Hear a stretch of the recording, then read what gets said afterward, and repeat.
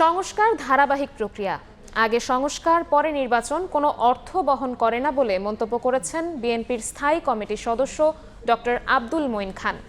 ছাত্রদলের প্রতিষ্ঠা বার্ষিকীতে বিএনপির প্রতিষ্ঠাতা সাবেক রাষ্ট্রপতি জিয়াউর রহমানের সমাধিতে ফুল দিয়ে একথা বলেন তিনি। বলেন, সংস্কারের সঙ্গে নির্বাচনী প্রস্তুতিও চলতে হবে।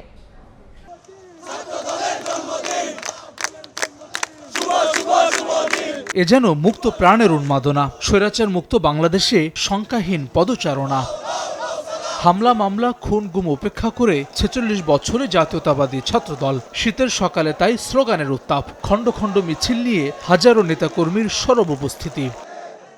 দিনব্যাপী আয়োজনে সকালে শহীদ রাষ্ট্রপতি জিয়াউর রহমানের সমাধিতে পুষ্পস্তবক অর্পণ করেন নেতাকর্মীরা। নতুন বাংলাদেশে গণতান্ত্রিক যাত্রা অব্যাহত রাখার প্রত্যয় ছাত্রদল নেতাদের। বিগত সময়ে যে ছাত্র রাজনীতির নামে যে সন্ত্রাস, নৈরাজ্য এবং চাঁদাবাজদের অবরণ্য হয়ে উঠেছিল যে ছাত্র রাজনীতি, সে ধরনের ছাত্র রাজনীতি বাংলাদেশ থেকে পুরোপুরি বিলুপ্ত করবে বাংলাদেশ জাতীয়তাবাদী ছাত্রদল।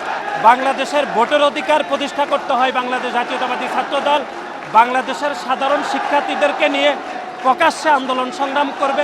এ সময় বিএনপির স্থায়ী কমিটির সদস্য ডক্টর মঈন খান বলেন, ছাত্র জনতার সঙ্গে একাত্ম হয়ে জুলাই আগস্টে রাজপথে ছিল ছাত্রদল।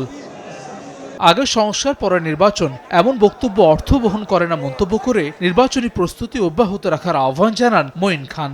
আগে সংস্কার পরে নির্বাচন অথবা আগে নির্বাচন পরে সংস্কার, এগুলো কোনো অর্থবহ প্রশ্ন নয়। সংস্কার চলবে যদি আমরা গণতন্ত্রে বিশ্বাস করি। প্রতি ৫ বছর নির্বাচন হবে। এদিকে ছাত্রদলের প্রতিষ্ঠাবার্ষিকী উপলক্ষে দুপুরে রাজধানীর ইঞ্জিনিয়ার্স ইনস্টিটিউশনের সামনে রক্তদান কর্মসূচির উদ্বোধন করেন বিএনপির ছাত্র বিষয়ক সম্পাদক রকিবুল ইসলাম বকুল। ছাত্রদল তার জীবন বাজি রেখে এদেশের স্বাধীনতা সার্বভৌমত্ব ১৯৭৯ সালের ১ জানুয়ারি জাতীয়তাবাদী ছাত্রদল প্রতিষ্ঠা করেন বিএনপির প্রতিষ্ঠাতা জিয়াউর রহমান। ৪৬তম প্রতিষ্ঠা বার্ষিকীতে নানান কর্মসূচি হাতে নেয় সংগঠনটি।